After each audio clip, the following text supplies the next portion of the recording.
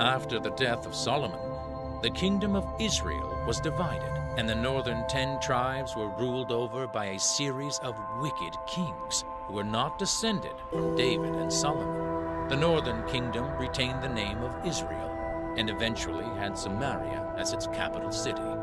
The smaller southern kingdom became known as Judah, had Jerusalem as its capital, and was reigned over by the descendants of David.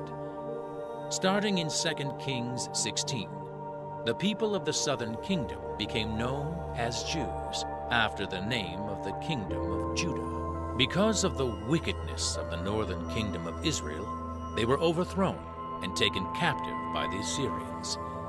The Israelites who remained became intermingled with the heathen nations who came in and occupied the land. These people would become known as the Samaritans, and the 10 tribes of northern Israel would never be a nation again. The southern kingdom of Judah would eventually be taken captive into Babylon as a punishment for serving other gods, and the temple would be destroyed. But after 70 years, the Jews returned to Judah, rebuilt the temple at Jerusalem, and continued to be ruled by kings descended from David. At the time of Christ, the nation of Judah had become known as Judea and was under Roman rule. Jesus Christ and his disciples preached the gospel throughout Judea, seeking after the lost sheep of the house of Israel. After 3.5 years of ministry, the Jews rejected Jesus as their Messiah and convinced the Roman governor to crucify him.